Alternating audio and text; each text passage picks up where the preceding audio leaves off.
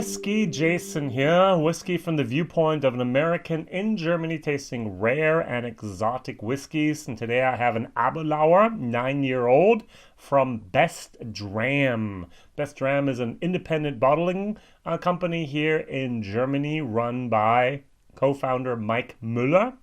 And this is a first fill sherry hogshead, 59.6% ABV, cask strength, and one of 297 bottles.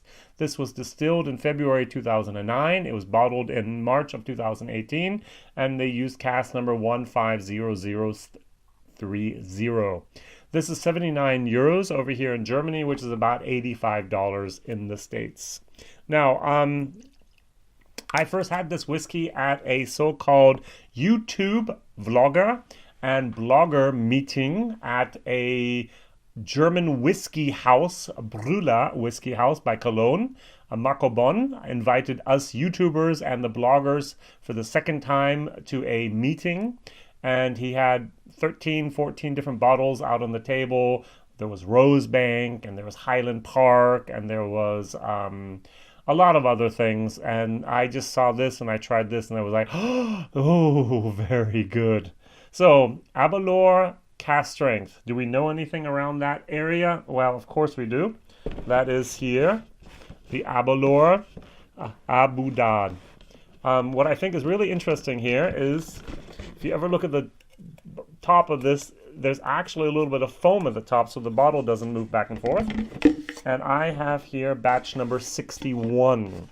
So batch number 61, so this is 60.8%. And I'm going to compare the two of them. This is a no age statement. This costs over here about 60 euros at the moment in summer 2018, I'm sorry. And this cost 80 euros. Now the problem is, in the fall of 2018, we're going to move over here in Europe down to a 0.5 liter bottle, and it's still going to cost around 60 euros, which of course is almost like a 35-40% price increase.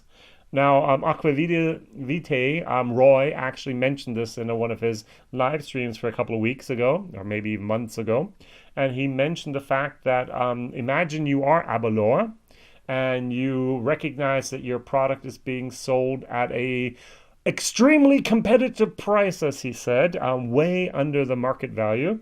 What do? Now, a normal company would have said, okay, 20% this year, 20% next year, maybe 10% the year after that, then we get back into the middle of where it should be. Well, Aberlour was greedy, and they said, oh, 50% basically on top, and that's a lot, but they were well underpriced. And so I actually bought 4 of these. This is my old bottle and 3 other ones. I bought a 18-year-old Aberlour as well. Just make sure I have this before the price increases go. So we had to bunker. We had stockpile some of this over here in Europe. Right now we're having to stockpile bourbon because of the tariffs imposed. It's a terrible time to have whiskey. You have to buy it now because you know it's actually forecast. It's not even forecast. It's actually predicted that it will go up in price, and they've actually said it will. All right, so now just like Ralphie, I've spent some time with this whiskey. This is not normal for me. Normally I just kind of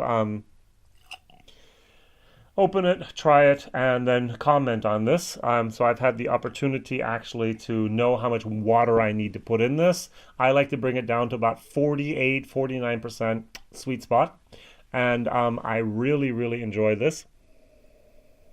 Oh, chocolate raisins, plums. Yeah. Remember those Russell Stover's cherries that were in chocolate? You bite into one of those, that's almost what I'm getting here. Fabulous nose. Much weaker. The sherry, definitely not a first fill sherry cask. Probably second fill, no problem. This is first fill. This is much more intensive. I once had a Redbreast. I think it was a 19-year-old single cask bottling from Masters of Malt.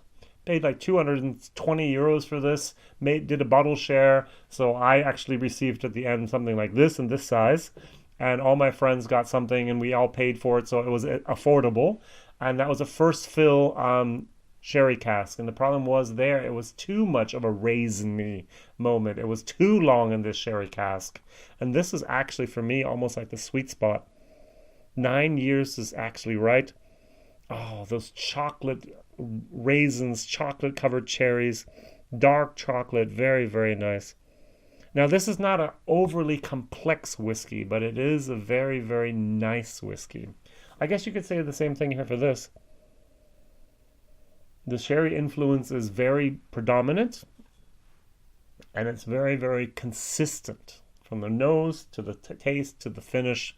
And I very much like these. I can't say if the cask, the batch number 8 was better than the batch number 31, and the best was 63. I don't know. I haven't had that much exposure to these. I've had 2 or 3 of the bottles.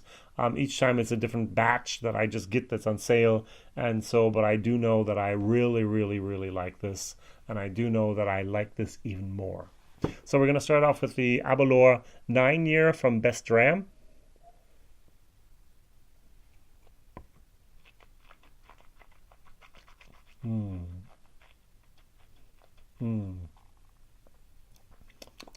I even get a little bit of tiny little bit of leather in there.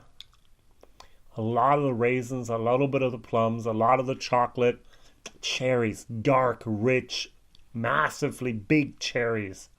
Even a tiny little bit of like a Dr. Pepper, or Mr. Pibb even maybe.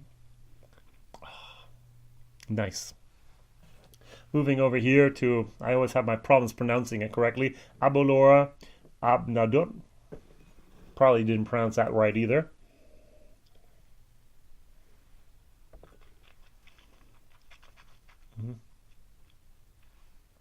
Sweeter. A little bit creamier as well. This has a little bit more of an edge, a little bit more of as a stronger whiskey actually. And here I have a little bit of the tannins, a little bit of that used cask moment that I don't have here at all. And so I definitely tend to say this is the better whiskey. So this is an A- in my book. It's been a long time since I've had an A- as a new whiskey. Congratulations, Mike Muller and Best Drams. You did a wonderful job of picking this out. Value for money, it's going to be a B-. Now, 79 euros is a lot of money, I know, but this is a cask strength. This is Aberlour. This is 9-year-old. This is the first fill sherry. This is one of 297 bottles worldwide.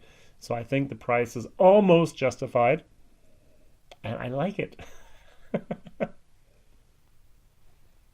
Would I pick this over a Stag Junior? Maybe.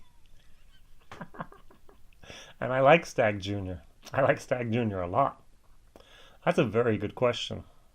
We're about in the same price over here. I have to pay $100 over here for Stag Junior. I have to pay $100 for this, basically. Which one would I prefer? Today, this one. All right. WhiskyJason, whiskey from the viewpoint of American and Germany. My question of the day, Aberlour. Which one do you like the best? Is it the 18-year-old, which I love? Is it the 15-year-old? Is it the 12-year-old? Is it the double oaked? Is it a 10-year-old? Is it batch 61 from the Abendad?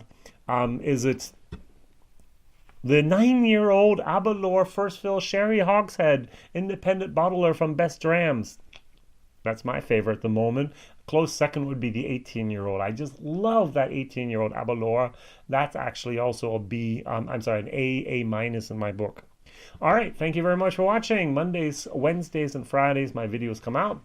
WhiskyJason here, tasting rare and exotic whiskeys. Please tell others, please subscribe, and please like. Thank you very much. See you soon. Bye-bye.